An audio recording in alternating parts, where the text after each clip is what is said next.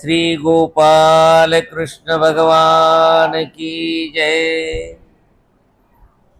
सांख्य योग आणि त्यानंतर कर्मयोग हा तिसरा अध्याय। तर या अध्यायामध्ये यातील विषय ते असे आहेत की पहिले 8 विषय, पहिले 8 श्लोक म्हणजे मागच्या अध्यायाचाच विषय त्यांनी पुन्हा प्रास्ताविक स्वरूपाने घेतलेला आहे। आता मागच्या अध्यायामधला मुख्यत्वे विषय कोणता होता? सांख्ययोग आणि निष्काम कर्मयोग म्हणजे बुद्धियोग। तर सांख्ययोग आणि बुद्धियोग यानुसार कर्म केल्यानं चांगलं होतं असं अगोदरच्या 8 श्लोकात त्यांनी प्रतिपादन केलेलं आहे।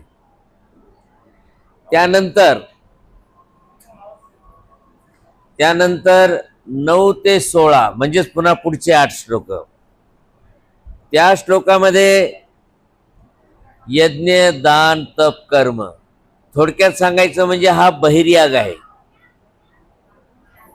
आणि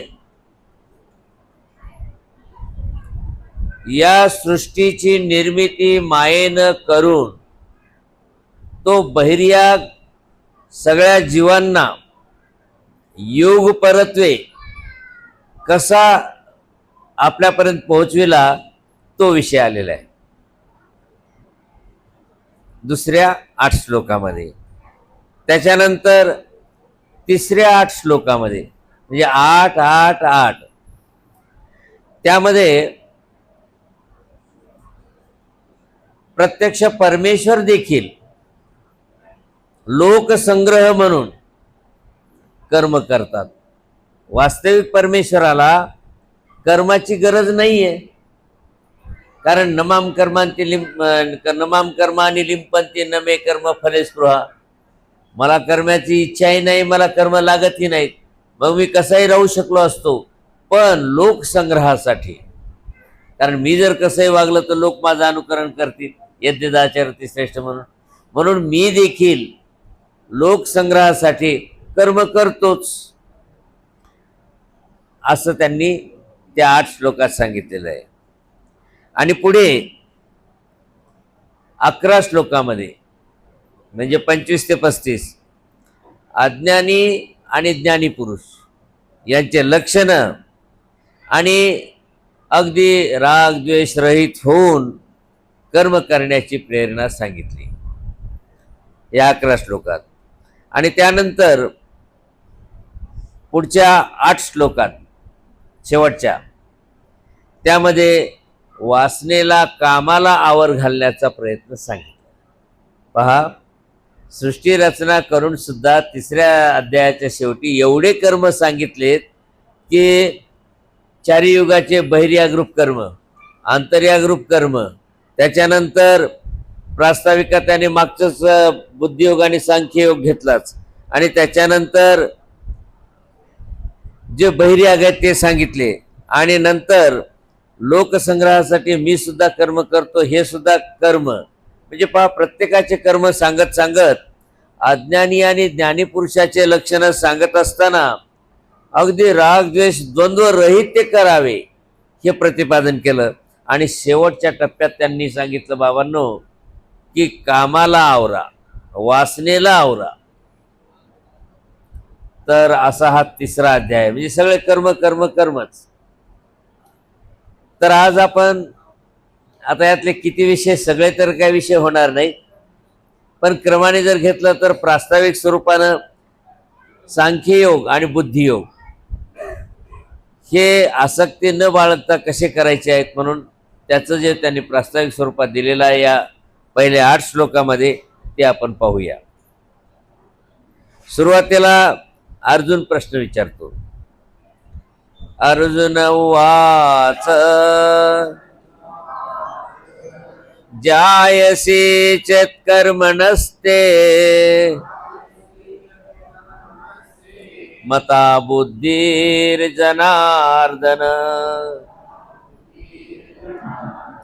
तत्किं कर्मणि घोरे मां नियोजयसि केशव. जनार्दन, जनान अर्दयती ते जनार्दन, उपपद तत्पुरुष समास. हे जनार्दना म्हणजे हे श्रीकृष्णा,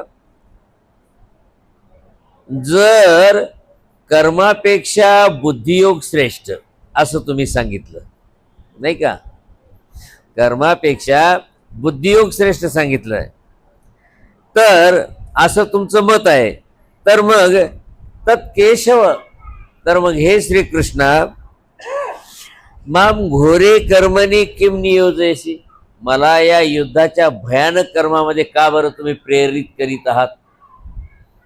कारण सांख्ययोगामध्ये सांगितलं, सांख्ययोग म्हणजे ज्ञानयोग, संन्यासयोग, आणि त्याच्यानंतर सांगितलं बुद्धियोग. तर बुद्धियोगात त्याच्यात फार कुशलतेचं काम करणार आहे, तो श्रेष्ठ आहे. मग एवढं जर आहे तर मला या युद्धाच्या भानगडीत का बरं तुम्ही पाडतात. आणि मग पुन्हा अर्जुन म्हणतो, व्यामी श्रेणेव वाक्येन बुद्धिं मोहयसीव मे तदेकं वद निश्चित्य येन श्रेयोऽहमाप्नुयाम्. व्यामिश्रेण इव, तुमच्या या दोन टप्पी बोलण्यामुळं, संन्यास सांख्ययोग आणि त्याच्यापेक्षा म्हणे बुद्धियोग. आता बुद्धियोग करायचा, सांख्ययोग करायचा, आणि पुन्हा मला सांगतात युद्ध कर. म्हणजे युद्धासाठी इकडे तयारी करायला लावायली, तर आपण इकडे त्याग त्याग त्याग. सांख्ययोग म्हणजे काय, संन्यास. म्हणजे कसं दोन याच्यात बोलायलेत. आणि म्हणून व्यामिश्रेण इव, तुमच्या या मिश्र बोलण्यामुळं, वाक्येनं, मे बुद्धी मोहयसी इव, जणू काही तुम्ही मला, माझ्या बुद्धीला मोहात टाकत आहेत. येन अहम श्रेय अमाप्नुयाम, ज्याच्यामुळं माझं भलं होईल. तत् एकम निश्चित्य वद, मला एकच विचार करून सांगा मी काय करू. आणि मग भगवान श्रीकृष्ण त्याला उत्तर देतात. श्री भगवान वाच, लोकेस्मिन् द्विविधा निष्ठा पुरा प्रोक्ता मया नघ. ज्ञानयोगेन सांख्यानां कर्मयोगेन योगिनाम्. अनघ, अनघ, अघ म्हणजे पाप, अनघ म्हणजे निष्पाप अर्जुना. आणि मुलगी असली तर काय म्हणतात, अनघा म्हणजे निष्पाप. या ठिकाणी अर्जुन असल्यामुळे अनघ म्हटलंय. अनघ हे निष्पाप अर्जुना. अस्मिन लोके, या जगामध्ये, मया द्विविधा निष्ठा पुरा प्रोक्ता, म्हणे तुला ते मिश्र बोलण्यासारखं वाटलं, परंतु वास्तविक मी दोन निष्ठा अगोदरच सांगितल्या. सांख्यानाम ज्ञान योगेन, जे सांख्य योगी आहेत, संन्यास, त्यांना ज्ञान योगाने, आणि योगीनाम कर्मयोगेन, आणि योग्याला कर्मयोगानं म्हणजे निष्काम कर्मयोगानं. थोडक्यात वासनिक आणि ज्ञानिया, अनुसरला ज्ञानिया, आणि एक न अनुसरला ज्ञानिया. लक्षात आलं. सांख्यानाम ज्ञानयोगेन आणि योगिनाम कर्मयोगेन, ह्या दोन निष्ठा मी सांगितल्या. न कर्मणामनारंभान नैष्कर्म्यं पुरुषोष्णुते न च संन्यसनादेव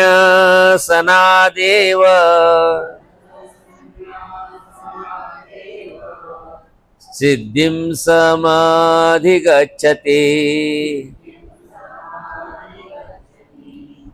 तर अगोदर तुम्हाला या दोन्हीतला फरक सांगतो. वास्तविक हे जे दोन आहेत, सांख्यानाम ज्ञान योगेन आणि योगीनाम कर्मयोगेन, दोन्ही असे आहेत की एकाला एक पूरक येते. त्याच्यामुळे यांना वेगळं होताच येत नाही. कारण निष्काम झाल्याशिवाय तिकडे बी सांख्ययोगी होत नाही, आणि सांख्ययोगी झाला तर याला पुन्हा योग आचरावाच लागतो निष्काम. म्हणजे दोन्हीचा मार्ग दोन अंग असल्यासारखे येते. तर काय म्हणतात त्या चौथ्या श्लोकात, कर्मनाम अनारंभात, कर्माची अजिबातच जर सुरुवात केली नाही तर पुरुष नैष्कर्म्यम न अश्नुते, तर त्याला निष्कामताच होणार नाही. कारण तुम्ही म्हणले कर्मच करायचे नाही, निष्काम करायचं ना, मग काहीच करायचं नाही, मग त्याच्याशिवाय निष्कामता कशी होईल? अर्थात तुम्हाला कर्म करावे लागतील आणि त्याच्यामधली जी कामना आहे ती काढून घ्यावा लागेल, म्हणजे फळाची इच्छा काढून घ्यावा लागेल, त्यावेळेस ते निष्काम कर्म होतील.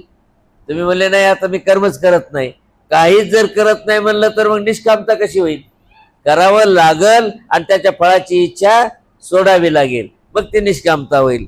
म्हणून म्हणतात की न अश्नुते, तुला निष्कामता करता येणार नाही अजिबात जर तू कर्म केले नाहीस तर. आणि दुसरी गोष्ट संन्यासनात येव, आणि जर तू कर्माचा त्यागच जर केलास तर सिद्धिम्न समधी गच्छती, मग तू काहीच कर्म जर केलं नाही तर सिद्धी बी मिळणार नाही. म्हणजे कर्माचा त्याग केला, काहीच करायचं नाही. अहो ईश्वर प्राप्ती करण्यासाठी ईश्वराचं तरी करावं लागेल की नाही मी काहीच करत नाही, संन्यास घेतलाय मी, सगळ्याचा त्याग करतो, असं म्हणल्याने जमणार आहे का? संन्यास घेतला असला तरी वासनेच्या म्हणजे कर्मराहाटीच्या कर्माचा त्याग करावा लागल आणि दैवराहाटीच्या कर्माचा आश्रय घ्यावाच लागल. म्हणून त्याने दोन टप्प्यात विचारलं की तू अजिबात जर कर्म करत नसशील, संन्यास झाला माझा म्हणून, तरी तुला सिद्धी मिळणार नाही. आणि जर का कधी तू कर्म करतच नाही म्हणला, नुसतं संन्यास तर घेतला नाही पण कर्म करत नाही म्हणला, तर तुला त्यामुळं काय होईल की हे होणार नाही, निष्कामता होणार नाही. निष्कामता बी पाहिजे आणि कर्मही पाहिजे, दोन्ही गोष्टी पाहिजेत. न कश्चित् क्षणमपि जातु तिष्ठत्य कर्मकृत् कार्यते हे वशः कर्म सर्वः प्रकृतिजैर्गुणैः.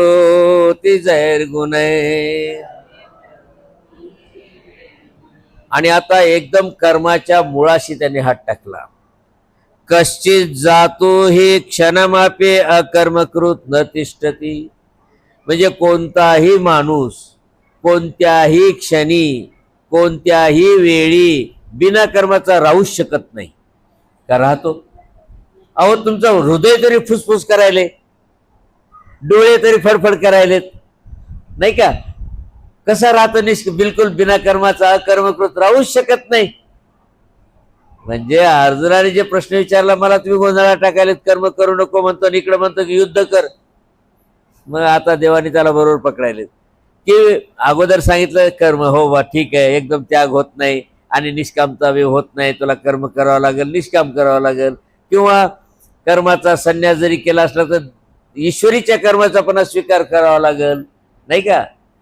म्हणजे असं सांगितलं. आणि आता सांगायले तो जर विचार केला तर मनुष्य बिना कर्माचा एक क्षणभर सुद्धा राहू शकत नाही.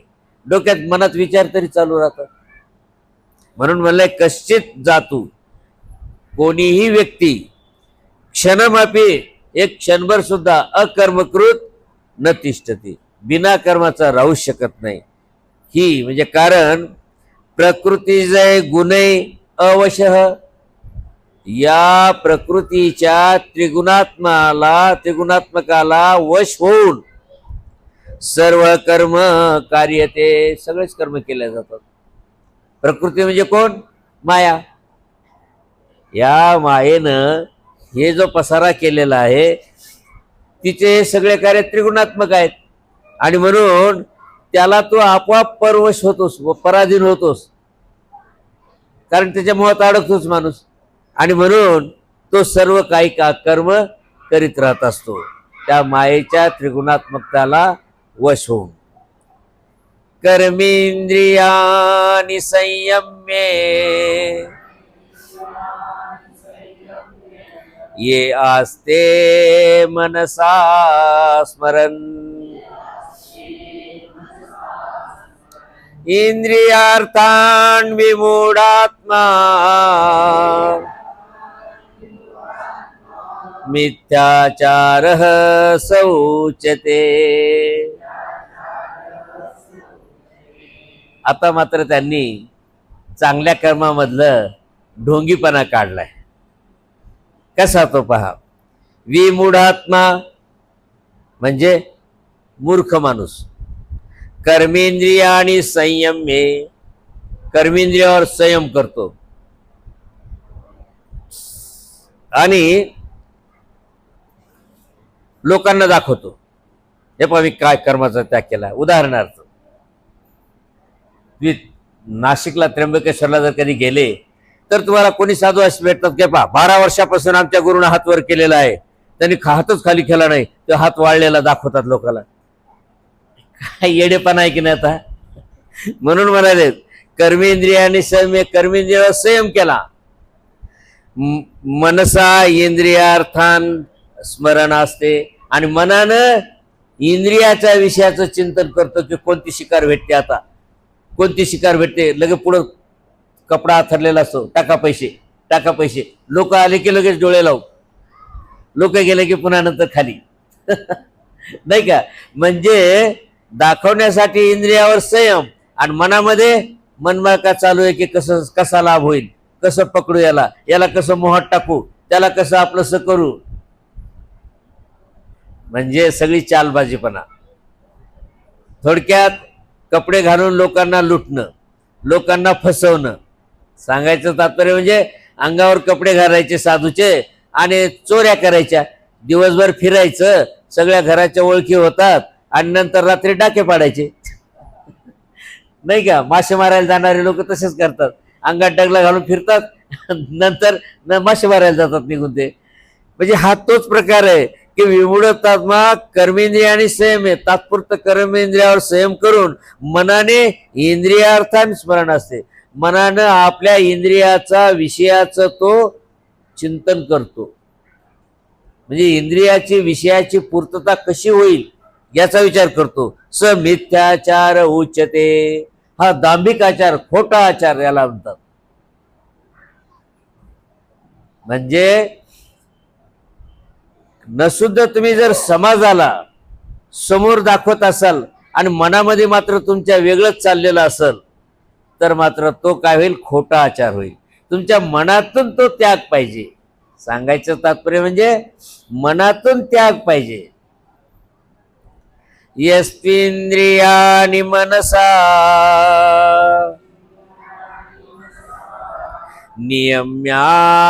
नियम्यारभतेर्जुन कर्मेंद्रिये कर्मयोग मसक्तः स विशिष्यते. तू अर्जुना म्हणजे परंतु अर्जुना य मनसा इंद्रियानी नियम्ये, जो मनानं इंद्रियावर संयम करून असक्त कर्मेंद्रिये आणि आसक्ती न ठेवता कर्मेंद्रियांनी कर्मयोगम आरभते, आपला कर्मयोग आचरतो कुठलीही अपेक्षा न ठेवता. पण मात्र मनानं इंद्रियांना आवरून, त्या इंद्रियांना मुक्त न सोडता, इंद्रियांना आवरून आणि त्या विषयामध्ये आसक्त न होता कर्मेंद्रियाने कर्मयोगाचं आचरण करतो. सविशिष्यते, तो अधिक चांगला. कोणापेक्षा? या ढोंगीपेक्षा, या ढोंग्यापेक्षा तो बरा. कोण? वासनिक. ढोंग्यापेक्षा वासनिक बरा, तो संसारात असतो पण इंद्रियावर संयम करतो. लक्षात यायला तुमच्या इथं काय म्हणायचं त्यांना? जर तुम्ही त्याग करून, ढोंगीपणाचा त्याग करून जर आपली जर वासना पूर्ततेची अपेक्षा करत असाल, त्यापेक्षा वासनिक बरा, तो इंद्रियावर संयम करून आपले कसे का होईना संसारिक कर्म करतो. म्हणून स विशिष्यते. नियतं कुरु कर्मत्वं कर्मजायो ह्यकर्मणः शरीर यात्रा पेचते न प्रसिद्धेद कर्मणः. आणि म्हणून सांगतात अर्जुना, त्वम नियतम कुरु कर्म, तू नियत कर्म जे असतात ते करावेच लागतात. पोट भरायचं तरी नाही का, त्याला काहीतरी करावंच लागेल की नाही. नियत कर्म तरी तुला करावेच लागेल, ते तू कर. अकर्मणः कर्म जायः, अजिबात कर्म न करण्यापेक्षा तू कर्म केलेले चांगले. अकर्मणः, आणि जर तू अजिबात कर्म जर करत नसेल तर शरीर यात्रा अपे न प्रसिद्धेत, तुझा उदरनिर्वाह सुद्धा चालणार नाही. मग तुला काहीतरी धडपड तर करावंच लागेल की नाही. अशा पद्धतीनं अर्जुनाला त्यांनी या मागच्या सांख्ययोग आणि बुद्धियोग याचा तात्पर्य अर्थ त्या अर्जुनाच्या प्रश्नाला अनुसरून त्यांनी उत्तर दिलेलं आहे. अशा प्रकारे हा विषय पहिला संपलेला आहे. आणि आता दुसरा विषय की जे बहिर्या कर्म असतात, मायेनं योग व्यवस्था करून लावून दिलेली आहे, ते तर तुम्हाला करावंच लागेल.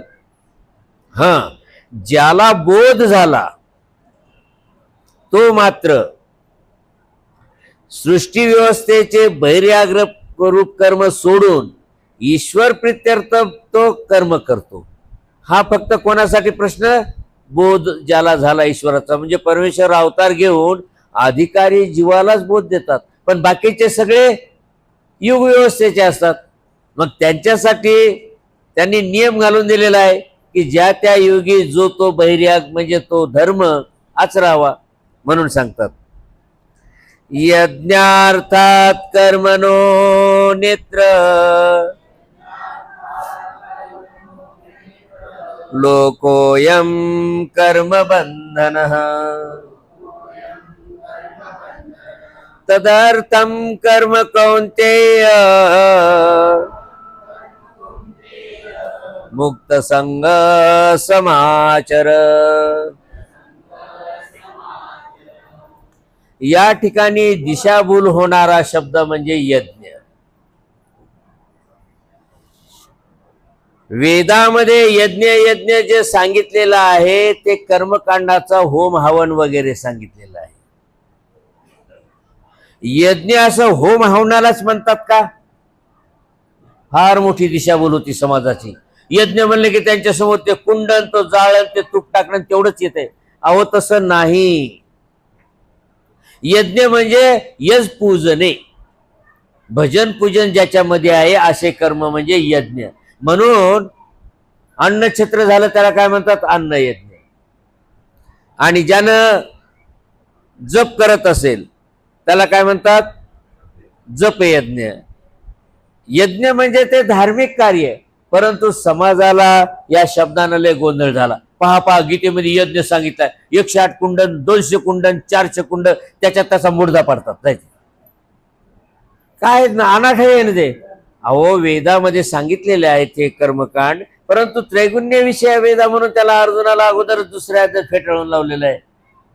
म्हणून आता पहा यज्ञार्थ काय म्हणलं? यज्ञार्थात कर्मणः अन्यत्र, म्हणजे धार्मिक कर्मापेक्षा इतर कर्म. आता मी जर समजा कर्मवादी असलो तर मी नक्की म्हणलो असतो नाही नाही, यज्ञ कर्माशिवाय, होम हवनाशिवाय दुसरं नाहीच. असं नाही. इथं काय म्हणायचं? यज्ञ अर्थात म्हणजे धार्मिक कर्माशिवाय कर्मणः अन्यत्र, दुसरे कर्म म्हणजे पोट भरण्याचे, नोकऱ्या वगैरे, शेती वगैरे वगैरे वगैरे, धार्मिक कर्माला सोडून.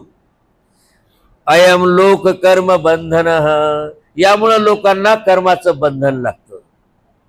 आलं लक्षात? आणि परमेश्वर प्रित्यर्थ केलेल्या कर्माने बंधन लागत नाही. म्हणजेच धार्मिक कार्याव्यतिरिक्त, म्हणजे ईश्वर प्रित्यर्थ धर्माच्या यज्ञाच्या व्यतिरिक्त इतर जर कर्म केले तर त्यानं कर्माचं बंधन लागतं, म्हणजे पाप पुण्याचं बंधन लागणारच. समजा उदाहरणार्थ भिकारी आहे, त्याला वाढलं, तुम्हाला पुण्य लागलं, पुण्य भोगायला पुन्हा यावं लागल. पुण्य भोगायला आलं की याला माज येतो, पाप करतो, आणि मग नंतर पुन्हा पाप भोगायला येतो. पुन्हा पाप झाले की हाय देवा पुण्य करतो, पुन्हा तो मग पुन्हा जातो जन्माला. हे चलचक्र चालूच आहे, पाप पुण्य पाप पुण्य पाप पुण्य. आणि म्हणून दुसऱ्या अध्यायात काय म्हणलंय?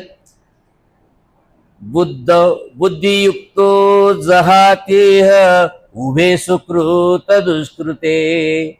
जो बुद्धियोगाचं आचरण करतो तो उभे, म्हणजे दोन्ही काय, सुकृत आणि दुष्कृते, म्हणजे पाप आणि पुण्य जहाते, सोडून देतो. आणि म्हणून महानुभाव भिकाऱ्याला वाढत नाहीत, गाईला खाऊ घालत नाही, कशालाच देत नाही. गीतेत सांगितलंय. नाही नाही, असं कुठं असतं का? जे लाचार आहे त्याला द्यावा, हे काय धडधाकट आहेत बुवाजी, यांना काय द्यायचं?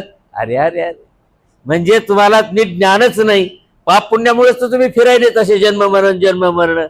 म्हणून गीता काय म्हणते महत्वाचं? गीता म्हणजे ज्ञानेश्वरी, त्यात बी हेच सांगितलेलं आहे. पण कळाली तर पाहिजे, नुसतं पारायण केल्यानं जमते का? म्हणून धार्मिक कार्य, ईश्वर प्रित्यर्थ कार्याव्यतिरिक्त जे कर्म केल्या जातात ते बंधनाला कारणीभूत होतात.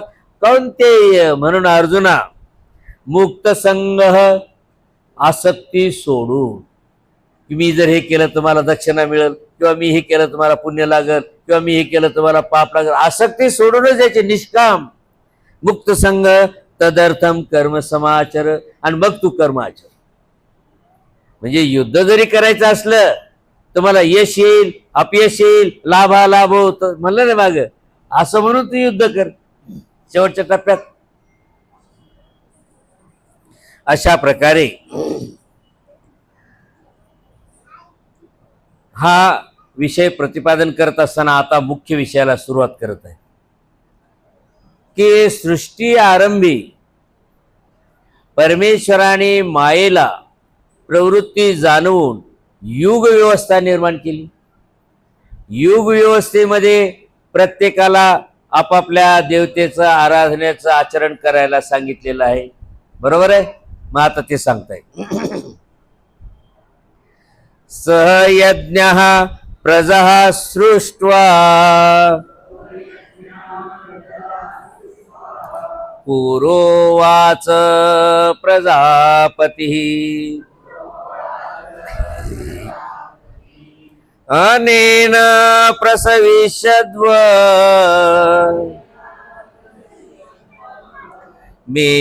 मेषवोस्तिष्ठ कामधू. पुरा म्हणजे पूर्वी, सहयज्ञ प्रजा सृष्ट्वा, धार्मिक कार्याशिवाय, भजन पूजनाच्या कार्याशिवाय, सहयज्ञ प्रजा सृष्ट्वा म्हणजे प्रजेला निर्माण करून, प्रजापती उवाच, प्रजापती म्हणाला. या संपूर्ण प्रजेचा पती कोण? माया. कारण मागे काय म्हणले? इंद्रिया मना ते चेष्टविता आत्मा, सकळ ही प्रकृती ते चेष्टविता. कोण? परमात्मा. परमात्मा म्हणजे कोणाला म्हणलं इथं? चिज्जडाला. नेमकं आपली टीका झाली ना दुपारीच. परमात्मा म्हणजे एक आत्मा आणि एक त्याच्यापेक्षा मोठा आत्मा, म्हणजे संलग्न. आणि त्याच्यापेक्षा मोठा आत्मा म्हणजे कोण? चिज्जड. चिज्जड ही सगळ्या प्रकृतीला चेष्टकत्व करते. बरोबर आहे? म्हणून धार्मिक कार्यासह प्रजेची निर्मिती करून प्रजापती असं म्हणाला. काय म्हणाला? अनेन प्रसविष्यध्वम, आम्ही सांगितलेल्या या युग धर्मानं तुम्ही तुमचा उत्कर्ष करून घ्या. प्रसविष्यध्वम म्हणजे तुमचा उत्कर्ष करून घ्या.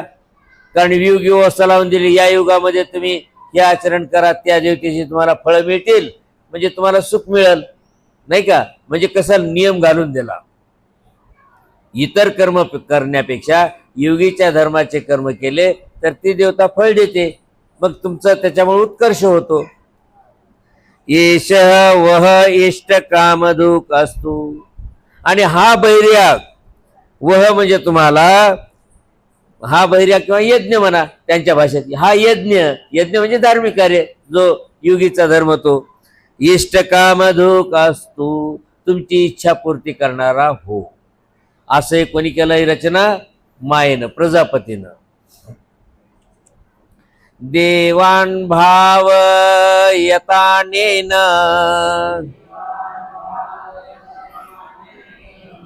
ते देवा भावयन्तु वः परस्परं भावयन्तः श्रेयः परमवाप्स्यत. पहा, तुम्ही अनेन म्हणजे या योगीचा धर्म आचरल्यानं, देवान भावयत म्हणजे तुम्ही योगीचा धर्म आचरण करून देव लोकांना काय करा? भावयत म्हणजे त्यांना संतुष्ट करा, त्यांच्यावर भाव ठेवून त्यांना समाधान करा. कोणाला? योगीच्या देवतेला. ते देवा, आणि मग ज्या योगीचा धर्म आहे त्या योगीच्या देवता, वह भावयंतु तुम्हाला त्या संतुष्ट करतील. योगीचा धर्म आचरण करून तुम्ही त्या देवता लोकांना संतुष्ट करा, ते तुम्हाला संतुष्ट करतील. परस्परम भावयंत, असं परस्परामध्ये संतुष्ट केल्यामुळं परम श्रेयम अवाप्स्यत, तुमचं भलं होईल. किती साधी गोष्ट, तुमचं भलं होईल. आणि याच्यामधून जेव्हा परमेश्वर अवतार घेतात, ते 4थ्या अध्यायामध्ये सांग येणार आहे पुढं. अगोदर हे सगळं कर्मराटीचं सांगायले, युग व्यवस्था अशी सांगितली, कारण मायेने युग रचना केली आणि या लोकांना लावून दिलं कर्माला. आणि मग परमेश्वर अवतार घेऊन काय करतं ते 4थ्या अध्यायामध्ये येईल तुम्हाला. नाही तर तुम्हाला वाटत हे तर आपल्याला देवतेचं करायला सांगितलं, गीतेमध्ये तर असं सांगितलं, आणि मग कुठं परमेश्वर भक्ती, असं तुमच्या डोक्यात उलट काही शिरल. म्हणून आधी सांगून ठेवायला की आता ही युग व्यवस्था सांगायली. हा, आणि नंतर मग 4थ्या अध्यायामध्ये मग ते स्वतःच सांगतात, माझं असं आहे, हे सगळं देवतेचं, आणि आता माझं वेगळं ते नंतर येईल. ना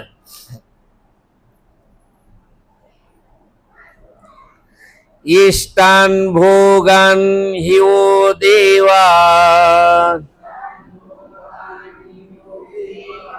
दास्यन्ते यज्ञ भावितः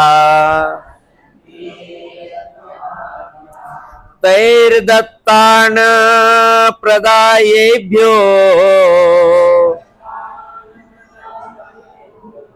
यो भुङ्क्ते स्तेन एव सः. यज्ञ भावितः देवा, त्या धार्मिक कार्याने देवता संतुष्ट केलेले त्या देवलोक, वह इष्टान भोगान ही दास्यन्ते, त्यांचं जे इष्ट फळ आहे, ज्या तुमची भक्ती ज्या फळाला पुरली ते फळ तुम्हाला देतील. तै दत्तान यह, मात्र त्या देवतेनं दिलेलं, यह एभ्य अप्रदाय, जो कोणी परत त्या देवतेला काहीच न देता, अप्रदाय म्हणजे शेतातलं पीक आलं की काही ना काहीतरी देवापाशी आणून टाकायलाच पाहिजे, आणि नाही टाकलं, आता देवतेची तुम्ही देवतेनं तुम्हाला दिलं टाकलं स्वतःच खाऊन, तसं नाही. म्हणून म्हणाले यह एभ्य अप्रदाय, त्या देवतेकडून मिळालेलं फळ आणि ते त्यांना न देता भुंगते, स्वतःच उपभोग घेतो, सस्तेन एव स, तो चोरच आहे. सस्तेन, स्तेन म्हणजे चोर, एव म्हणजे तो चोरच आहे. म्हणजे देवता तिचं फळ दिल्यानंतर त्याला परत काहीतरी द्यावंच लागतं. यज्ञशिष्टाशिनः संतो मुच्यन्ते सर्व किल्बिषः भुञ्जते ते त्वगं पापा ये पचन्त्यात्मकारणात्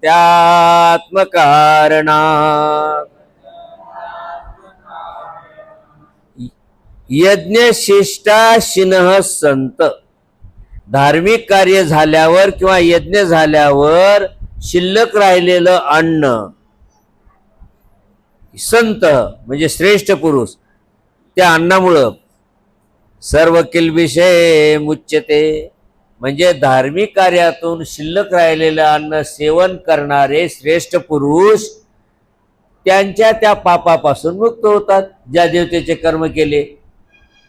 आलं लक्षात? त्याच्यापासून ते मुक्त होतात. ये पापः आणि जे पापी लोक आत्मकारणात पचन्ति आपल्या पुरताच स्वयंपाक करतात. आत्मकारणात पचन्ति आपल्या पुरताच स्वयंपाक करायचा आणि आपणच खायचा. ये पापः आत्मकारणात पचन्ति तो अघम भुंजते. ते पापच भक्षण करतात. म्हणून आपण आपल्या रोजच्या स्वयंपाकातला उपहार काढलाच पाहिजे. आलं लक्षात? म्हणजे निवळ स्वतःसाठी करू नये. कमीत कमी देवाला काही ना काहीतरी वर ठेवूनच द्यावं. आपण नाही का देवाला ताट पुढं करतोच. आता ही साखळी कशी आहे ती सांगतात. अन्नात् भवन्ति भूतानि पर्जन्यात् अन्न संभव यज्ञात् भवति पर्जन्यो यज्ञः कर्म समुद्भव कर्म ब्रह्मोद्भवं विद्धि ब्रह्माक्षर समुद्भवम् तस्मात् सर्वगतं ब्रह्म नित्यं यज्ञे प्रतिष्ठितम्. अन्नात् भूतानि भवन्ति. अन्नामुळे प्राणी जन्माला येतात. अन्न आपल्या शरीरात जातं, प्राणी जन्माला येतात. कोणतेही प्राणी असो त्यांनी अन्न सेवन केल्यानंतर ते जन्माला येतात. पर्जन्यात अन्न संभव आणि पावसामुळं अन्न तयार होतं. यज्ञात पर्जन्य भवती आणि धार्मिक कार्यामुळे पाऊस पडतो किंवा यज्ञामुळे पाऊस पडतो. यज्ञ या शब्दात गोंधळून जाऊ नका. यज्ञ म्हणजे धार्मिक कार्य, नाही तर तेच डोळ्यासमोर होमकुंड ते पंचायत होईल तुमची. अशानं काही करणार नाही. याची डिटेल माहिती 7व्या 8व्या अध्यायामध्ये येणार आहे. यज्ञ यज्ञ यज्ञ कशाचा यज्ञ, कोण कशाला म्हणतंय कोण कशाला म्हणतंय, असे मतमतांतर येणार आहे पुढे. म्हणून फक्त आता एवढंच लक्षात ठेवा, यज्ञ म्हणजे धार्मिक कार्य. तर धार्मिक कार्यामुळं पाऊस पडतो. आणि यज्ञ कर्म समुद्भव. आणि यज्ञ कशाला म्हणतात? कर्म समुद्भव म्हणजे वेदात सांगितलेले जे कर्म आहे त्याचा समुदाय. कर्म ब्रह्मोद्भवम. आणि कर्म कुठून आले? वेदातून. ब्रह्मोद्भव म्हणजे ब्रह्म म्हणजे वेद. वेदातून कर्म आलेले आहेत. ब्रह्म अक्षर समुद्भवम. आणि वेद हे अक्षराचा समुदाय आहे. वेद हे अक्षराचा समुदाय आहे. विद्धी असं तू समज. तस्मात् सर्वगतम ब्रह्म. म्हणून सगळीकडे ब्रह्मच ब्रह्म. अक्षर ब्रह्म म्हणजे अक्षर. वेद हे अक्षर आहे म्हणून सगळीकडे ब्रह्मच ब्रह्म आहे. कोणतं ब्रह्म आहे? अक्षर ब्रह्म म्हणजे लिहिणं. नित्यम यज्ञे प्रतिष्ठितम. आणि म्हणून तो ब्रह्म नेहमी यज्ञे प्रतिष्ठितम म्हणजे धार्मिक कार्यावर अवलंबून असतो.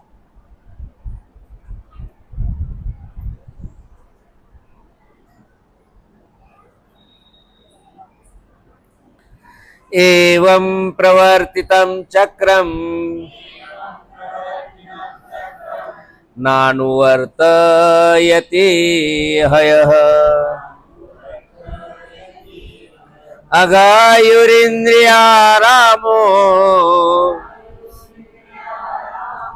मोघम पार्थ सजीवती. आणि पार्थ म्हणजे अर्जुना, इह एवं प्रवर्तितम चक्रम. हे जे चक्र आहे, अन्नापासून प्राणी निर्माण होणं, पावसामुळं अन्न निर्माण होणं, पाऊस धार्मिक कार्यामुळं पडणं, हे जे चक्र आहे, तर या चक्र म्हणजे सृष्टी चक्राला यह अनुवर्त येते, जो अनुकरण करतो त्याच्याप्रमाणे चालतो, किंवा न अनुवर्त येते, यह न अनुवर्त येते म्हणजे याचा तो अनुकूल वागत नाही. स इंद्रिय आराम, तो इंद्रियाचा भोग घेणारा, अघायु म्हणजे पापी आयुष्य जगणारा आहे. अघ म्हणजे पाप आणि आयु म्हणजे पापी आयुष्य जगणारा आहे. मोगम जीवती, आणि तो व्यर्थ जीवन जगतो. म्हणून या चलचक्राला आपण मानायला पाहिजे आणि मानतोच आपण. अशा प्रकारे हा दुसरा विषय इथं संपलेला आहे. म्हणजे बहिर्यागरूप कर्म संपले. आता अंतर्यागरूप कर्म सांगतात. म्हणजे विद्यावंताला कर्म करण्याची गरज नसते, तो फक्त मनाने ध्यान करत असतो देवतेचं. म्हणून आता विद्यावंताचं तिथं सांगायला सुरुवात करता येते. यस्त्वात्मरतिरेव स्यात् दात्मतृप्तश्च मानवः आत्मन्येव च सन्तुष्ट तस्य कार्यं न विद्यते. तुमच्या वेळेचं भान पहा बरं का. मी आता हा विषय संपायचा म्हणलं तर मला पुढे जावं लागला, नको ना.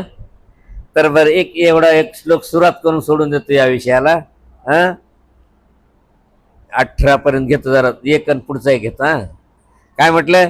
यह मानव आत्मरती एव, म्हणजे मनामध्येच आत्मतृप्त, म्हणजे त्या देवतेच्या विद्येमध्येच तो तृप्त राहतो, आत्मतृप्त. आता इथं बहिर्याग धर्म नाही, आंतर्याग धर्म. आत्मनी एव संतुष्ट स्यात्, आणि स्वतःमध्ये संतुष्ट राहतो, स्वतःमध्ये तृप्त होतो आणि स्वतःमध्येच रममान होतो. तस्य कार्यम न विद्यते, त्याचं कार्य शिल्लक राहत नाही. कारण हा विद्यावंत असतो, उकंड्यावर लोळतो, कुठेही लोळतो, त्याला काहीच नसते. तो त्याच्या ह्याच्यात रममान असतो. जसं घोडा चोडी, लुई पायी, काय हो उकंड्यावर आळ्या वेचत बसायचे, ते त्यांच्या तालातच राहायचे, परंतु ते त्यांचा अंतर्याग आचरत होते. म्हणून म्हणलेत असं जो वागतो, तस्य कार्यम न विद्यते, त्याचं या जगाशी काही शिल्लक राहत नाही, की त्यानं केलं काय आणि नाही केलं काय तरी त्याला पाप लागत नाही, कारण तो अंतर्यागात आहे. नाही तर तुम्ही म्हणसाल त्याने बहिर्यागरूप कर्म केले नाही, देवतेचा यज्ञ केला नाही, त्याला पाप लागल, अजिबात लागणार नाही, कारण त्याचा तो अंतर्याग चालू आहे. नैव तस्य कृतेनार्थो ना कृते नेह कश्चन न चास्य सर्वभूतेषु कश्चिदर्थ व्यपाश्रय. तस्य म्हणजे त्या विद्यावंताला, इह कृतेन कश्चन अर्थ न, या जगात कर्म केल्यानं काही त्याचा अर्थ राहत नाही, आणि अकृतेन एव च न, आणि नाही केलं तरी त्याचं काही संबंध नाही, त्याचं साधन चरित व्हायले. सर्वभूतेषु अस्य कश्चित, सगळ्या प्राणी मात्राच्या बाबतीत याचा किंचित ही अर्थ व्यपाश्रयन, कुठलाही देण्या घेण्याचा संबंध राहत नाही. तस्मादसक्तः सततम कार्यं कर्म समाचर. असक्तो ह्याचरन् कर्म परमाप्नोति पुरुष. तस्मात, आणि म्हणून सततम आसक्त अर्जुना. आता त्या अंतर्याग बहिर्याग सांगितला, आता निष्कर्ष अर्जुनाला सांगायले. म्हणून अर्जुना सततम आसक्त, नेहमीच तू कोणत्याही विषयाची आसक्ती सोडून कार्यम कर्म समाचर, तुझं जे कर्तव्य कर्म आहे ते तू करत राहा. असक्त कर्म आचरण, आणि आसक्ती सोडून कर्माचं आचरण करीत असताना पुरुष परमाप्नोती, पुरुष आपलं परम आपनोती म्हणजे भलं मिळवितो, म्हणजे निष्काम कर्मानं तो भलं मिळवितो. आता या ठिकाणी गीतेमध्ये एक अशुद्धत्व दिसून येते पहा, पुरुषचा पू दीर्घ आलेला आहे. वास्तविक गीतेमध्ये सगळ्या ठिकाणी पू ऱ्हस्व आहे पुरुषचा, परंतु तिसऱ्या अध्यायामध्ये 2 ठिकाणी दीर्घ केलेला आहे. तर हे बहुतेक प्रिंट मिस्टेक असावा. पहा तुम्ही, हा श्लोक पुरुष दीर्घ केलेला आहे आणि आणखीन एक पुढे एकदा येणार याच अध्यायात. बाकी सगळ्या ठिकाणी पुरुषचा पू ऱ्हस्व केलेला आहे. तर आता मला असं वाटतं आपण 19 वर आलेलो आहोत. वरचेवर तुम्हाला पुढचं ऐकावंच वाटणार आहे, परंतु टाइम पहा, काटा पळायला पुढं आणि आपलं जे नियत कर्म आहे ते राहून जाईल. अर्जुनाला सांगितलं नियतम करू कर्मत्वम म्हणून आपल्याला सुद्धा आपले नियत कर्म करणं भागच आहेत. म्हणून आपण आजच्यासाठी येथच थांबूया.